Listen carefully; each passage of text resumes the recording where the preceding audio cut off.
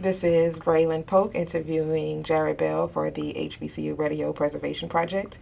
It is currently 11:48 a.m. on April 18, 2024. This interview is being recorded at the WRVS radio station in Elizabeth City, North Carolina. So, can you start by telling me your full name and your role at the radio station? I am Jared Bell, and I serve as an on-air talent. I host the Evening Vibes radio show from 7 to 10 p.m. on Tuesday evenings. Thank you so much. And let's start off by getting into like the early years before you got here at Elizabeth City State. Can you describe the place where you grew up or exactly where you're from?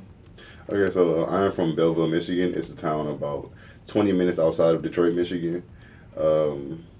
Of course, Michigan is the home of Motown, so we have a very strong love for music. We have artists that have came through Michigan. We're a city that's very prideful. We love everything about our city, and it's just a great place to be. Yeah, I've heard that about Detroit, or that area around Detroit before, so thank you for that. As far as the area that you were raised in, can you tell me what the people were like and your family structure, who raised you? Okay, so I live with both my parents. So we actually started in Inkster, Michigan, which is also a little bit outside of Detroit, and then we had moved to Belleville, Michigan, which is more of a suburban area. So it kind of started off as I was really a football player. So I was really kind of raised by like my parents and as well as my coaches, and I was able to form a lot of great relationships with my high school coaches, little league coaches. I made a lot of friends along the way. A lot of my friends that I've had since middle school are still friends with me today. So it's really been a great ride. I'm sure you keep in contact with a lot of your coaches, you say, from Little League up until now. Yeah, pretty much. Like whenever I see them on Facebook, I'll make sure I talk to them to make sure they're doing all right. Yeah, Facebook is a good way to connect with people. So when were you born? I was born May 27th, 1999. Okay, so that would make you, if you don't mind. I am 24 years old. 24. Turned 25 in May. Okay, so pretty in your mid 20s, and you explained that you played football a lot in your childhood. Was there anything outside of like sports that you did as a child that you can recall? No, so I was always really into sports. I played sports majority of my life. I played football and baseball. But my older brother he's more of a thespian. He's also a singer. He's a musical artist. So I've always had a love for music, just growing up around him.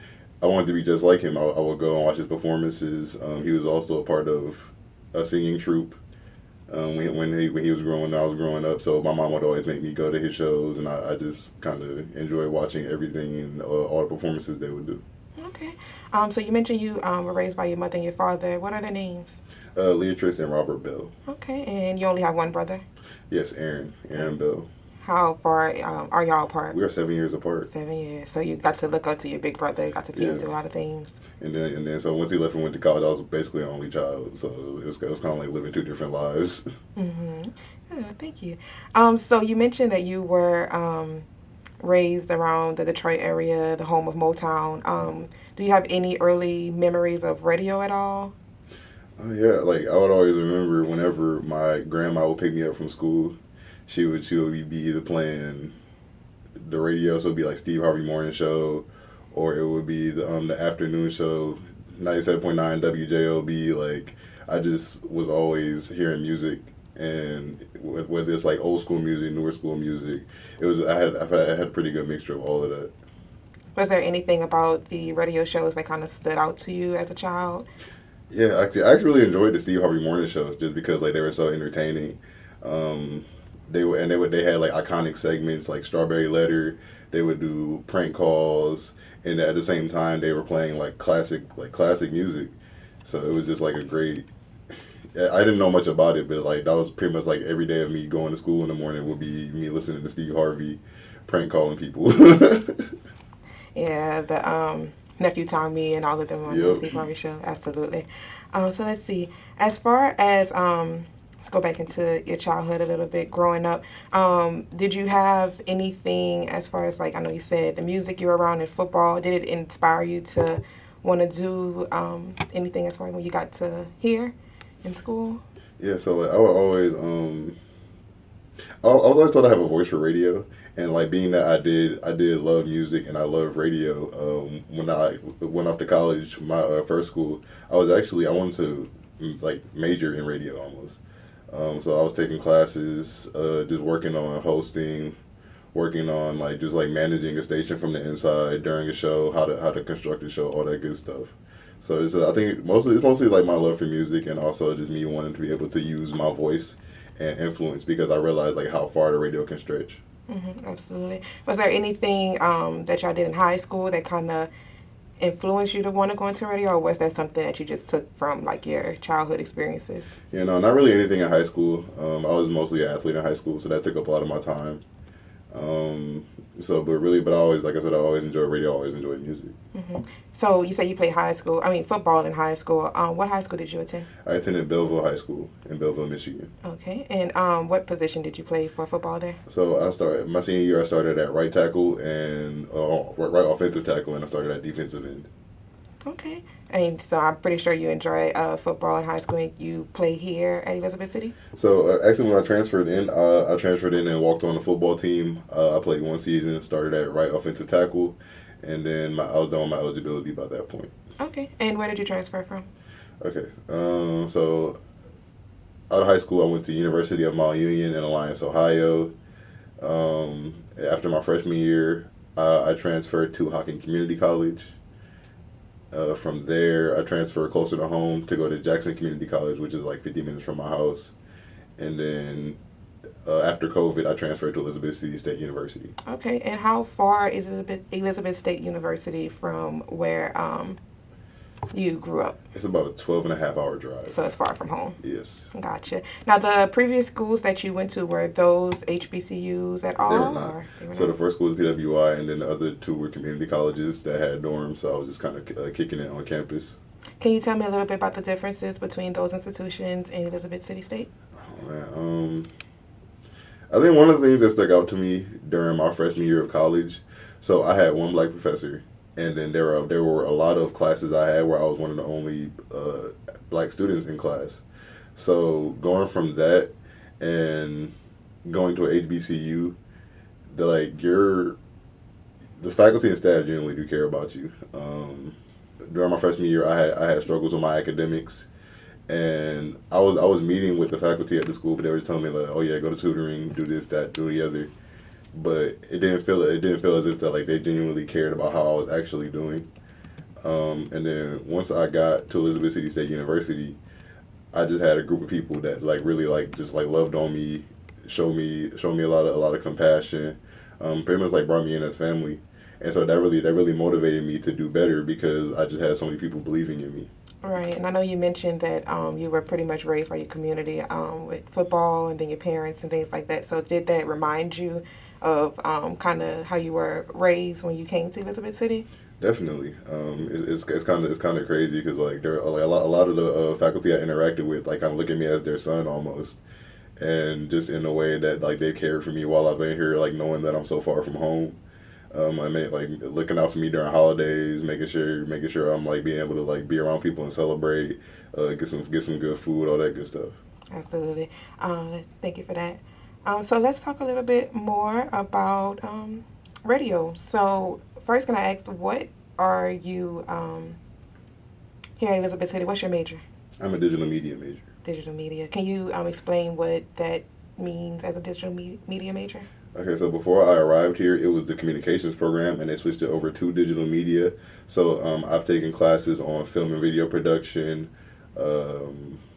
just film production, audio editing, video editing, drone cinematography, just a whole melting pot of stuff. It's very broad, and I feel like it allows us to do a lot of different things once we leave this university. Absolutely. So, was there anything as a child that made you want to pursue a career in digital media and communications, or is that something that you just kind of found an interest in when you entered like school after high school? Yeah, I think it was more so after high school because I realized how much of an influence that radio has, and I want to be able to use my voice to be able to be a good role model and influence people in a positive manner, because I feel like there's a lot of things in the world that are negative and are being pushed into the media. So I just want to be a positive light in media. Absolutely. So you just transferred from the last school that you went to before you came to Elizabeth City State. Can you tell me about kind of like the first semester here, what your experience was, to see that difference between where you were and coming in a little bit? So what actually happened? So after when COVID started, they had kicked us off campus at my community college. Mm-hmm. So I was taking online classes, and then I took a semester off because I actually wanted to transfer during the fall semester. But I wanted to save up and get a new car because I used to drive a little Ford Focus. And I was like, I don't think that's making it 12 and a half hours. So I took a semester off and I was working 2 jobs to save up money to buy a car so I can get down here. But during that semester off, I actually came down for a homecoming. And like that was like my first taste of being here in Elizabeth City. And like it was amazing because like everybody just like treated me like family from the beginning. I felt right at home and like people didn't know me from a can of paint. So once that semester was up, I had saved up enough money, bought my car, and then came January, I packed up my car and just zoomed on down here. So from there, I think I just dove right in. I got involved on campus. I was part of the campus activities board as the chair of marketing. I also tried out for the football team as a walk-on and made it. So I was pretty much a collegiate athlete at that point once again. So I was there. I just kept myself busy. Mm-hmm. So how many years? I know you said you came after COVID. How many years have you been a student here? Let's see, transfer spring of 2022. So this is coming to 2.5 years. 2.5 years. Okay. All right. So you said you were involved in campus. Is there anything else that you became involved in outside of the campus activities board? Yes. So as chair of marketing, after I was chair of marketing, I was moved to chief of staff on campus activities board, and during that time as well, I was actually a participant in the first Mr. Delta Tau pageant for the Delta Tau chapter of Sigma Gamma Rho Sorority Incorporated on campus. So that was kind of like my first ever like pageant experience. So I was able to go in there and win the crown and serve as their Mr. for a year. From there, I actually decided to run for Mr. Elizabeth City State University. I had the pleasure of becoming an HBCU king. Yeah, and I know how important pageant culture is on HBCU campuses. Can you tell me what made you want to be involved in a pageant first for a Greek sorority? Actually, so I had a friend. Her name is Infinity McCaslin. She's a member of Sigma Gamma Rho Sorority Incorporated. I was actually walking through the student center one day, and like she asked me if I wanted to do her pageant, and I said no a few times, and then so I started talking to her. I told her that I wanted to run for Mr. Elizabeth City State University. Well, she was like, "Well, you should get your name out there first and do our pageant first before you do that one." And I was like, maybe you're right. So I just went for it. Absolutely. And did you have a particular platform that you ran on for that pageant, or can you tell me how the setup was? Okay. So that one, there wasn't a platform attached to it. We go out there. There was different segments. We had the talent segment. We had question and answer, and we also had streetwear and evening wear. And so for my talent, I actually performed a lip sync routine of "If It Isn't Love" by New Edition, and it was really fun. I had a lot of fun doing that. Yeah. And did you make any connections with anyone from your pageant? I know some people can bond with their pageant brothers and things like that. Was that something that you did? And yeah, absolutely. I was actually very competitive throughout that whole process of the pageant. I was practicing all the time, so I also had the pleasure of being able to hang out with like people that became like friends, brothers of sorts. Even one of the guys that didn't win the year I won, he actually came back and did it the next year and won the whole thing. So me and him are still tight to this day. And then there's also like being able to fellowship with like their whole chapter as well. Their chapter are like some of my best friends. Perfect. So did that prepare you for getting ready for the Mr. ECSU campaign? I'm not sure if y'all have to like campaign for a certain amount of time and get your name out there, tell people, who you are, what you're running for before there's a pageant, or can you tell me a little bit about that? Yeah, so when it comes to like having like titles such as like Mr. Delta Tau on campus, once you win those titles, people like will literally like refer to you as those titles. So like a lot of people will be like, "Oh, JB's Mr. DT," And so like, I'll go around campus, and like that's kind of like how I was known around campus for a lot of the time. Also because like that was one of the only pageants that happened on campus, so I was the only Mister for a sorority on our campus. So during campaign season, I was able to collaborate with them as well as having my own events to help my campaign, and it also helped me a lot with stage presence. I was never a performer. I was in the school playing middle school, but I never was much of a performer. But I always felt like I had stage presence just from like watching my brother all the time, and I was able to kind of take that and run with it. Mm-hmm. So when did you become Mr. ECSU? What is your year of being that in that title?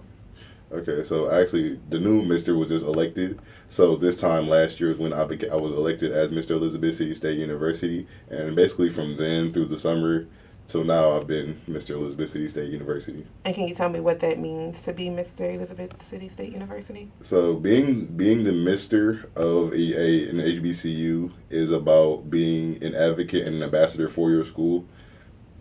You are a face as well as a voice for your student body. You represent your student body. You're as kind of the best we have to offer because your student body elected you to be their king or queen. Perfect. And do you think that you are, upholding the standards that everybody who voted for you expected? I do believe I've done a great job in representing our university and representing myself, and just being able to go and represent amongst other schools so that people know who Elizabeth City State University is. Absolutely. Can you tell me did you put on any events or did you compete against other HBCU titles at any point? Okay, so I know for one event, I know I did an event regarding men's formal wear.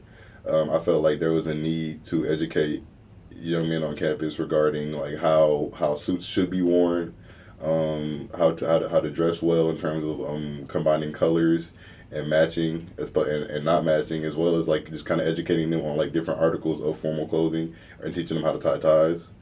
And I also had the pleasure of competing in the Mr. and Miss CIAA competition, which is the competition for our conference.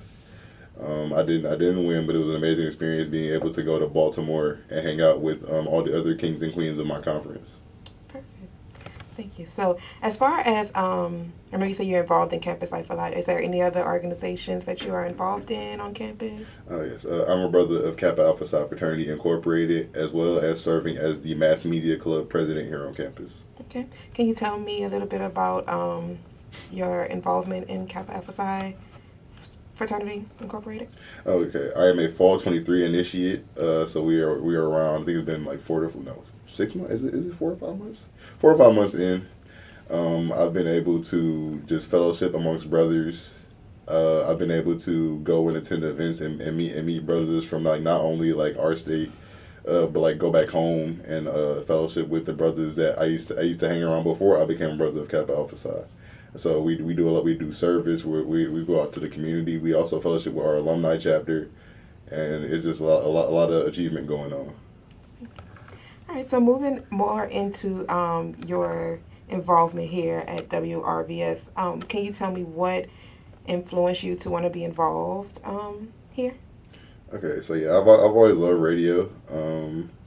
But once I transferred from my first institution, they didn't have like the radio aspect as part of the curriculum. So once I got back here and I seen they had a fully functional radio station that like actually broadcasted in the community, and like also like it's one of the only radio stations in this market, and I can come here and volunteer and get experience, and also just be able to go out to the community and help them as well. It was just kind of, I actually ran into Clay at an organization fair now that I think about it, because I had some friends that were already a part of the radio station, so I ended up meeting Clay through them, and then me and Clay have just been cool ever since. And we'll talk a bit more about mentorship once we get down the line. Thank you. So what lessons did you learn so far? Well, first, before we talk about the lessons, how long have you been involved at the station? So actually, I didn't do a lot with the station my first semester here because I was playing football. But actually, during that homecoming, I was able to be interviewed by Mr. Mercer for the coaches show, because my coach had selected me as the subject. So that was kind of like my first interactions with WRVS. And then during that segment, he actually kind of made like a joke about me working at the radio station, and then here I am today. But yeah, no, it's been about a year. I think I've been here for a year as like a on-air host. Mm-hmm. And can you tell me again what is the name of your show and a little bit about the format of that show? Okay, so it is Evening Vibes radio show from 7 to 10. So we are commercial free R&B WRVS 89.9. So we try to limit commercials as much as we can, and I basically kind of cut promos throughout my show, and we just let them listen to the music. Okay, and how do you when you say cut promo, can you describe that process a little bit more? Yeah, so we usually have a sheet of promos of like current events that are coming up throughout the university that people want us to promote, and we also have things that are kind of like standard throughout the year, just about people giving, because we are a nonprofit, so we survive by people donated by our listeners' donations. Okay, and what type of music do you play? I know you said it's R&B, but do you have like any type of artist that you play a lot, or? No, we play a really good mix of a lot of stuff. Like there'll be times like I just enjoy being in the studio from 7 to 10, just kind of kicking it and listening to all the music, because it goes from like Beyonce, Usher, to Gap Band, Tony. It's a very wide range. Okay, and are you the only host of that particular show, or do you have? I am not. So we have a team that actually like kind of shares the 7 to 10 slot throughout the week. Miss Marquita Augustine will also be a person that's getting interviewed. So she serves as the host on Wednesdays. One of my other good friends, Dre, serves as a host on Thursdays. So yeah, we just kind of take our turns. Okay, and what day do you usually host? Tuesday evenings. Perfect. So it's more of a student-ran radio show? Yes. Gotcha. Okay. So tell me what the importance of having a student-ran radio show on the campus of Elizabeth City State. Why is that important? It's so important because I feel like experience is the best teacher. Whenever somebody can whenever someone wants to get experience in radio, and like for it to be so easily accessible, and also it counts as volunteer work, because we do go out to the community and we do like kind of like set up in the community and go and interact with them. So it's just important because this market, I feel like this market needs it. Mm-hmm. And you said that you all go out into the community around here. Can you describe what the community is? The community, so a lot of times whenever people in Elizabeth City have a lot of events near the waterfront, which is kind of around the corner from campus. So whenever there's something going on, we try our best to be on site, doing giveaways, giving out T-shirts, giving out different other gifts to the people, just to show them that we do appreciate them and appreciate their listenership.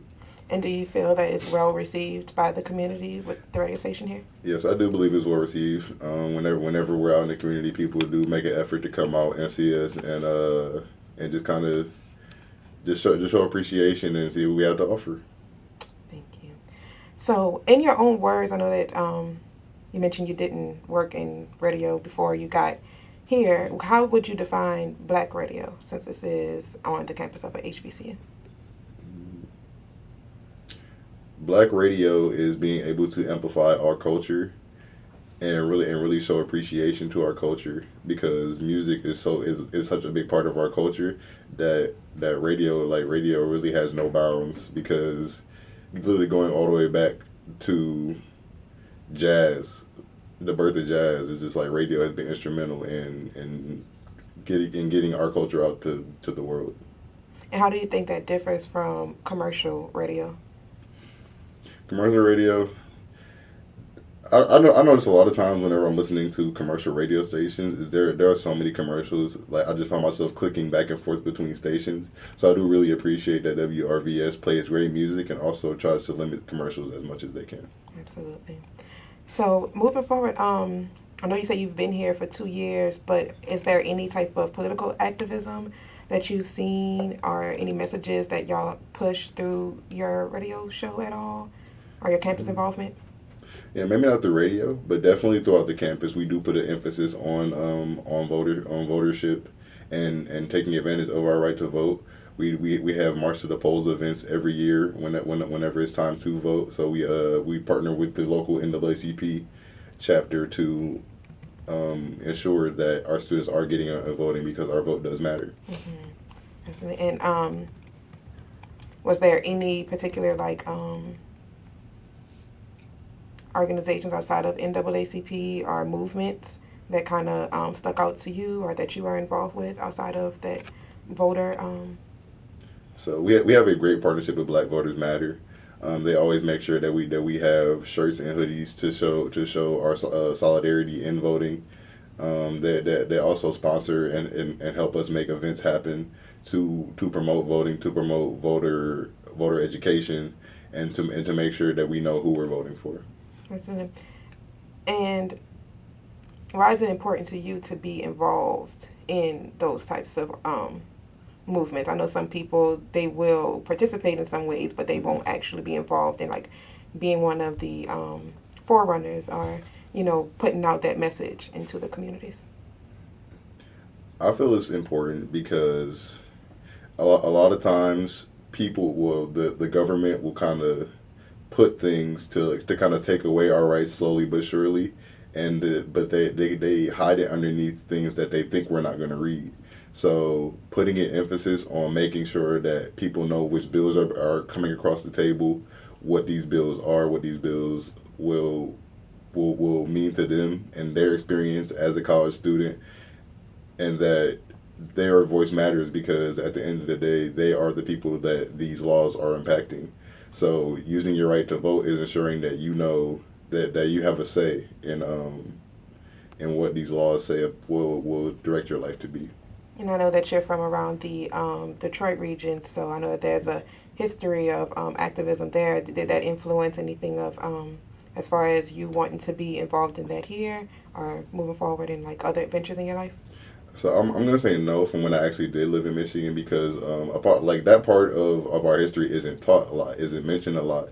But even the Detroit riots is just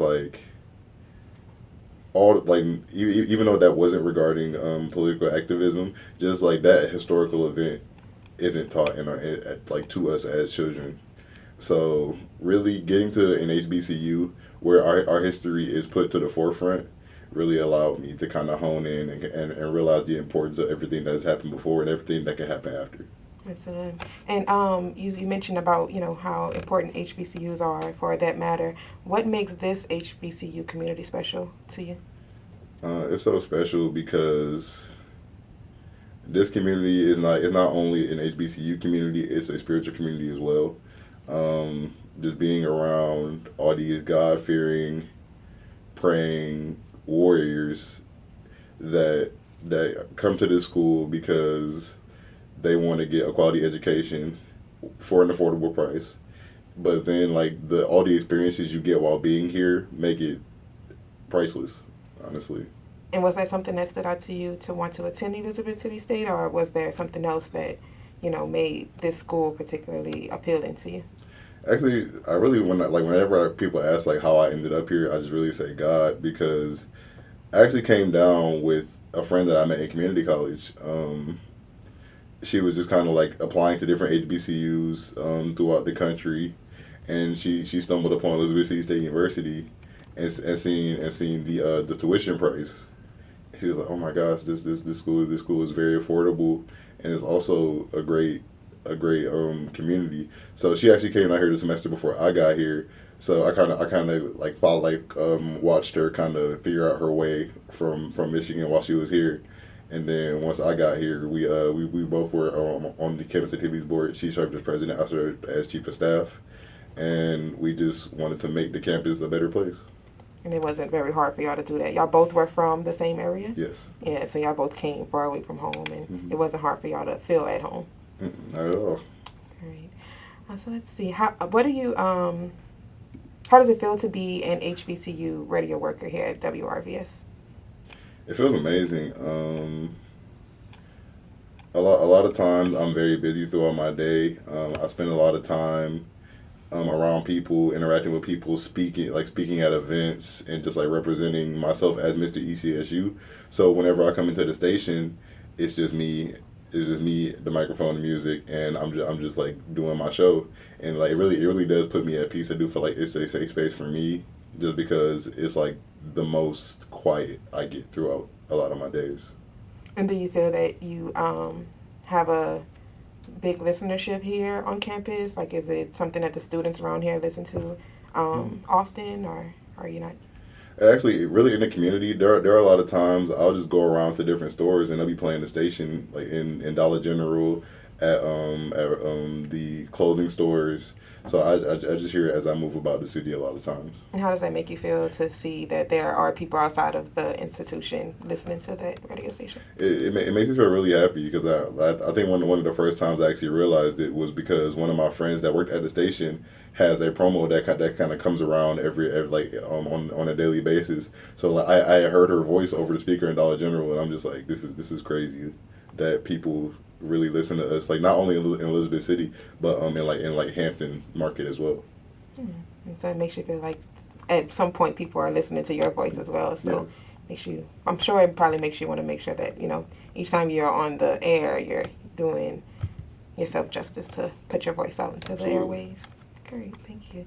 So I know you said that you did come here during, you transferred after COVID in 2022. Since you've been here, do you think that there's been any changes to the radio station that you know of, or? So actually, Elizabeth State University was like one of the only schools that was open through COVID. So they kind of worked out a lot of those kinks before I got here. So like nothing really changed once I got here. Everything was kind of like was as close to normal as it can be. Mm-hmm. Yeah, not too many schools were open during COVID, so that's cool. Did they say anything about if they came across any challenges of staying open during COVID that you know of? No, it was just like once I got here, they were kind of just like moving back to everything being normal, and just like having like the mask regulations, having temperature checks at all the doors and stuff, just like taking precautions to make sure that that it didn't have any more like widespread outbreaks, but just to like do a good job of like kind of monitoring it within the campus. Got it. So when you entered into the radio station as a volunteer, was there any type of training that you had to undergo before getting on the air? And if so, can you kind of explain what that process was like and who was involved? Mr. Clay Mercer just kind of took us in, and he kind of showed us how to work the board, how to record our own segments, how to use the programs on the station to make sure that the music will go off, and then we come in to talk, and then the music will start again. So it's just kind of giving us a crash course and then letting us go. And how long was that crash course before you actually started? It wasn't very. I think it took me about a week and a half, and then he started letting me do my own shows. But he would always be like listening on his end. And then he would give me a call if he heard something or like had any tips for me. He would either text me or call me. Okay. So how important do you think that type of mentorship is for students here, and especially Black students in HBCU radio? How important is that mentorship when you may not have the experience with working in radio, and then a week and a half later you're like, I'm ready to go and kind of get my thing started? It means so much because Clay's been here for a very long time. Clay's been here for, I don't know the exact number. I don't want to date him, but so he's been through at the station through a lot of changes that have gone on through this. So he always talks to me about the changes that have happened since then, and from like where they've come to where they are now. And so I feel like, but Clay's also very talented, and I know that he could be on a big radio station somewhere, but he chooses to stay here and mentor students and foster the future of radio. And can you tell me some of those? Do you know of any of those changes that he mentioned? Were there any that he mentioned at all? No, it's just like updates to the studio. I'm pretty sure the studio wasn't this many rooms before I got here, so it's just like, or just like talking to me about the past program directors and anchors that have been here, that have served, and also connecting me with people who have worked at the station and going on to work at radio stations. And do you have any of those people in that you can name offhand that have kind of also mentored you, or as you've been here at WRVS? One of the people I was able to make a connection with was DJ Fonts. He works at iHeart up in Norfolk. Because and Clay actually took us to visit him during last semester. So just being able to see him come from Elizabeth City State University, because not only was he a radio host here, he was actually a DJ on campus, and so he would always tell us stories about the parties they used to throw back during his day, and then so just kind of seeing him be at iHeart is very inspirational. Absolutely. Do you think that radio is something that you would want to pursue once you complete your matriculation here at Elizabeth City State? Absolutely. One of the things I want to strive to have is influence, and I feel like radio is a very good way to do that, especially with how social media works now. And in terms of radio is not just music and commercials and radio talk shows. It's podcasting, and it's social media marketing. It's a lot of other stuff as well. Mm-hmm. And I know you mentioned podcasting. Is that something that you think you would potentially get into, or do you have any ideas of how you're going to expand your influence? Yeah, I've always wanted to dabble in podcasting because I feel like I have a lot of interesting things to say, and I have a wide range of topics that I am knowledgeable about as well, and a lot of life experiences I can share with people. So even though I do feel like podcasting can be oversaturated, it's about finding your audience and finding your niche. Mm-hmm, absolutely. And can you tell me some of those interests, if you don't mind sharing? I love sports. I can talk about sports till I'm blue in the face, but also just being a positive reinforcement for Black men, because I feel like we don't receive that a lot of times. So being able to be a good voice and a person that wants to kind of pour into the male community. And do you think that I know you said that's something that's not commonly shown toward Black men, but do you believe that being on an HBCU campus, especially here at Elizabeth City State, do you believe that you are receiving that type of grounding, I guess, as a Black man? Yeah, I definitely go out of my way to make sure I talk to the people on my campus each and every day, to like give them positive encouragement, to encourage them to step out of their comfort zone and learn new things and participate in different things. And so I feel like a lot of them have taken that advice and have kind of stepped out and ventured into new things throughout their college matriculation. Good. So as far as being here, not only with the radio station, but just here at Elizabeth City State, is there any type of lessons that you learned while either working here, being a student here at Elizabeth City State and WRVS? Is that prayer works? That's one thing I will say. These are the most churchy folk I have ever had the pleasure of being around, and like it's not even just on the campus. It's the city as a whole. So like everybody from the chancellor on down is just like they all make sure to give God thanks, because without him they would be nothing, and all the things that have been bestowed upon them would not be there if not for Jesus Christ. So were you religious prior to coming to Elizabeth City State? Yes, I was. I was raised in the church. My mom took me to church every Sunday. I was sitting in the pews, and I was just kind of like I didn't understand it when I was younger, but then as I got older, I began to understand more.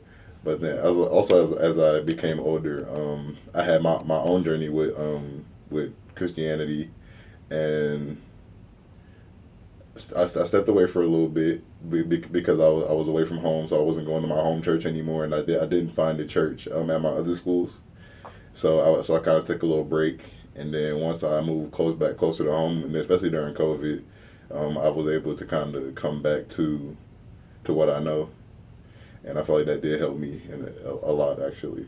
That's beautiful. Thank you.